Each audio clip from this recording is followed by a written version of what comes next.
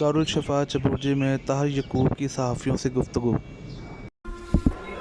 ہمارا یہ دارالشفا کا مرکز ہے جس میں ہمارے پاس مختلف بیماریوں کے لوگ آتے ہیں اور ان کو ہم قرآنی آیات پڑھ کر دم کرتے ہیں، اور اللہ کے فضل اور اللہ کا احسان، حضور صلی اللہ علیہ وسلم کے فضل کا نالین مقدسہ کا صدقہ لوگ شفا یاب ہو جاتے ہیں۔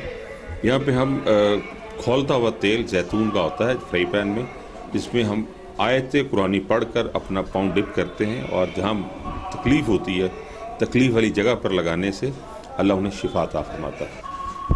ہمارے پاس مختلف بیماریوں کے لوگ ہیں، آتے ہیں، گھٹنوں کے درد کے، کمر درد کے لوگ ہیں، فالج کا پیشنٹ ہے، ہیپاٹائٹس کے ہیں، گلٹیاں سسٹ کے لوگ آتے ہیں، ایون کہ کینسر کے لوگ بہت بڑی تعداد میں آ رہے ہیں۔ اللہ تعالیٰ ان لوگوں کو شفا یاب فرماتا ہے، اور وہ اللہ ہی کا کرم ہے کہ وہ آنے والے کو شفا یاب کر کے واپس بھیجتے ہیں۔ تو جو اس ادارے کی فنڈنگ کون کر رہا ہے؟ فنڈنگ ہم خود کر رہے ہیں، چند لوگ ہیں جو مل کر ہم اس نظام کو چلا رہے ہیں۔